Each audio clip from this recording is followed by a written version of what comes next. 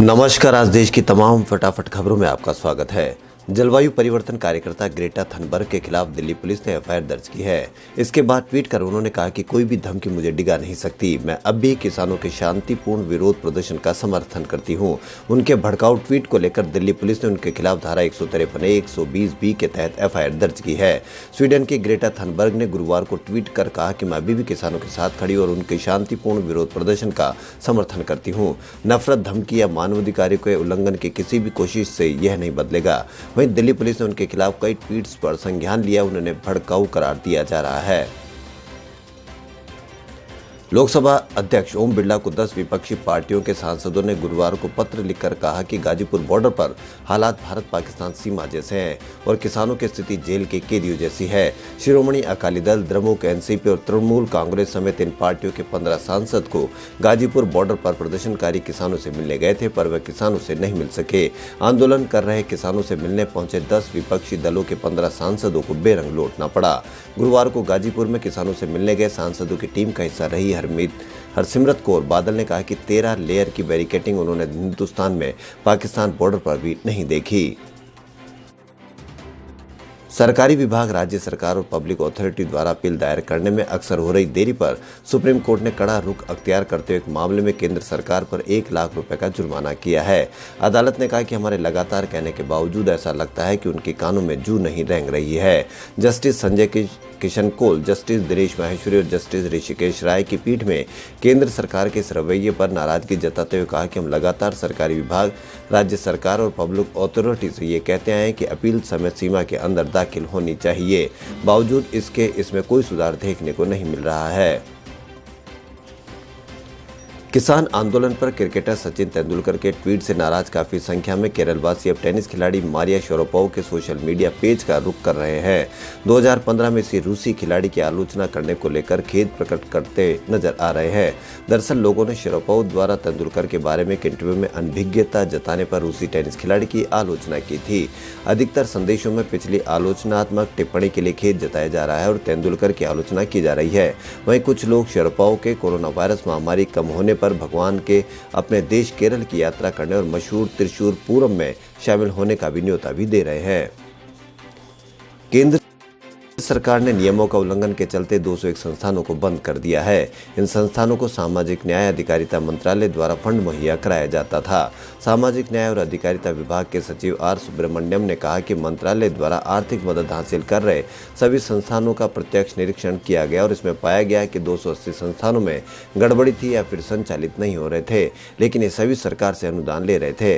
उन्होंने कहा कि मंत्रालय ने इन संस्थानों के खिलाफ कार्रवाई करते हुए 201 संस्थानों को बंद कर दिया और अनुदान रोक दिया है। राष्ट्रीय महिला आयोग ने यौन शोषण पर बॉम्बे हाईकोर्ट के उस फैसले को सुप्रीम कोर्ट में चुनौती दी है जिसमें कहा गया था कि कपड़े के ऊपर से नाबालिग के अंगों को छूना यौन हमला नहीं है। उल्लेखनीय कि chief justice S A Bobde की अध्यक्षता वाली पीठ ने 27 जनवरी को हाईकोर्ट के फैसले पर रोक लगा दी थी। एक याचिका में राष्ट्रीय महिला आयोग ने कहा कि यदि शारीरिक स्पर्श की ऐसी व्याख्या होगी तो यौन शोषण की शिकार महिलाओं के बुनियादी अधिकारों पर विपरीत प्रभाव पड़ेगा। उत्तर भारत के कई राज्यों में गुरुवार को हुई बारिश से तापमान में गिरावट देखने को मिली। अगले 2 दिनों तक बारिश होने के अनुमान जताया जा रहा है। वहीं पहाड़ी राज्यों में बर्फबारी के चलते पारा गिर गया। दिल्ली, उत्तर प्रदेश, उत्तराखंड, पंजाब और हरियाणा के कई स्थानों पर बृहस्पतिवार को बारिश हुई, जिससे तापमान में गिरावट दर्ज की गई। मौसम विज्ञान विभाग के अधिकारियों के अनुसार चंडीगढ़ में 6.6 मिलीमीटर बारिश दर्ज की गई और अधिकतम तापमान 16.5 डिग्री सेल्सियस रहा। किसान आंदोलन के बीच संसद का बजट सत्र जारी है। गुरुवार को संसद में एक बार फिर किसान आंदोलन को लेकर जमकर हंगामा हुआ, जिसके बाद शाम में शुक्रवार सुबह 9 बजे तक के लिए संसद को स्थगित कर दिया गया। उधर किसानों का आंदोलन हाई प्रोफाइल शख्सियतों के आपस में बहस और दिल्ली पुलिस की बैरिकेडिंग के बीच जारी है। भारतीय किसान यूनियन के नेता राकेश टिकैत ने बुधवार को हरियाणा के जिंद में हुई महापंचायत में चेतावनी दी थी कि किसान आंदोलन और भी गर्मजोशी से जारी रहेगा।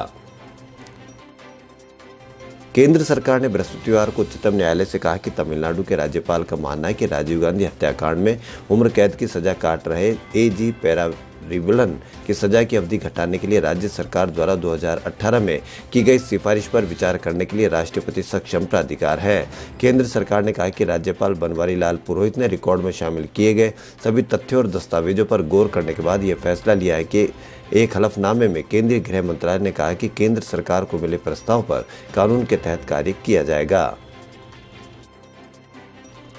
केंद्र के 3 कृषि कानूनों के खिलाफ प्रदर्शन को अंतर्राष्ट्रीय हस्तियों से मिल रहे समर्थन के बारे में पूछे जाने पर भारतीय किसान यूनियन के नेता राकेश टिकैत ने अपने ही अंदाज में कहा कि मुझे क्या पता करा होगा, मैं क्यों उन्हें जानूं। पश्चिम उत्तर प्रदेश के मुजफ्फरनगर के रहने वाले टिकैत ने हालांकि रिहाना, ग्रेटा थनबर्ग सहित अंतर्राष्ट्रीय कलाकार और कार्यकर्ताओं द्वारा उनके आंदोलन को समर्थन देने का स्वागत किया, लेकिन साथ ही कहा कि वह उन्हें नहीं जानते। दिल्ली में गणतंत्र दिवस को हुई हिंसा के बाद कमजोर पड़े किसान आंदोलन को फिर से ताकत देने का श्रेय प्राप्त टिकैत ने दिल्ली उत्तर प्रदेश की सीमा गाजीपुर बॉर्डर पर मीडिया से बातचीत में समर्थन करने वाले विदेशी हस्तियों के प्रति अनभिज्ञता जताई। केंद्र सरकार ने बृहस्पतिवार को उन आरोपों को पूर्ण रूप से आधारहीन करार दिया है कि सरकार ने यह कहने में जल्दबाजी दिखाई कि 19 स्वास्थ्य कर्मियों की मौत का कारण कोविड-19 का टीका नहीं है। सरकार ने कहा कि अभी तक ऐसा कोई साक्ष्य नहीं मिला है जिससे पता चल सके कि टीके के कारण उक्त स्वास्थ्य कर्मियों की मौत हुई है। सरकार के अनुसार विशेषज्ञों की राय जानने के बाद 19 स्वास्थ्य कर्मियों की मौत का विवरण सार्वजनिक किया जाएगा। देशव्यापी टीकाकरण अभियान की शुरुआत 16 जनवरी को हुई थी। केंद्र ने गुरुवार को कहा कि स्वास्थ्य कर्मियों की कोविड-19 टीके की दूसरी खुराक 13 फरवरी से दी जाएगी। वहीं अब तक उनमें से 45% को टीका लगाया जा चुका है। केंद्रीय स्वास्थ्य सचिव राजेश भूषण ने संवाददाता सम्मेलन में कहा कि गुरुवार दोपहर 1:30 बजे तक 45,93,427 लाभार्थियों को टीका लगाया जा चुका है। उन्होंने बताया कि जिन राज्यों और केंद्र शासित प्रदेशों ने अपने स्वास्थ्य कर्मियों के 50% या उससे अधिक को टीके की पहली खुराक दी है, उनमें मध्य प्रदेश, राजस्थान, त्रिपुरा, मिजोरम और उत्तर प्रदेश भी शामिल है। भारत सबसे तेज 40 लाख लोगों को कोरोना वैक्सीन लगाने वाला देश बन गया है। भारत ने आंकड़ा सिर्फ 18 दिन में ही हासिल कर लिया है। इससे पहले अमेरिका ने 20 दिन और इजराइल, ब्रिटेन को इसके लिए 39 दिन लगे थे। स्वास्थ्य मंत्रालय के मुताबिक कई देशों ने करीब 65 दिनों से वैक्सीनेशन प्रोग्राम शुरू कर रखा है। भारत में 16 जनवरी को ही इसकी शुरुआत की गई। यह वैश्विक महामारी के खिलाफ अपनी लड़ाई में देश की महत्वपूर्ण उपलब्धि है। मौसम की वजह से खराब होने वाले फसलों के सर्वे के लिए कृषि विभाग ड्रोन का इस्तेमाल करेगा। इससे प्रधानमंत्री कृषि बीमा योजना के तहत वक्त से भुगतान करने में मदद मिलेगी। Directorate General of Civil Aviation ने इसके लिए विभाग के प्रपोजल को मंजूरी दे दी है। इस स्कीम में गेहूं और चावल उगाने वाले 100 जिले शामिल किए गए हैं। कृषि मंत्री नरेंद्र सिंह तोमर ने गुरुवार को सोशल मीडिया पर इसकी जानकारी दी। कृषि कानूनों के खिलाफ चल रहे किसान आंदोलन ने हरियाणा में शादियों के कार्ड और गाड़ियों पर स्लोगन का ट्रेंड बदल दिया है। अब लोग शादी के कार्ड पर ट्रैक्टर और हल प्रिंट करवाने लगे हैं। वहीं कुछ लोग अपनी लग्जरी गाड़ियों पर आई लव खेती, नो फार्मर नो फूड जैसे स्लोगन लिखवा रहे हैं। 14 फरवरी को शादी का शुभ मुहूर्त है। प्रिंटिंग प्रेस वालों का कहना है कि शादी के हर दूसरे कार्ड पर किसानों के समर्थन में स्लोगन छपवाए जा रहे हैं। इनमें किसान के साथ नौकरी पेशा लोग भी शामिल है। खबरों में फिलहाल इतना ही। यदि आपको हमारा चैनल पसंद आए तो लाइक, सब्सक्राइब और शेयर अवश्य करें। धन्यवाद।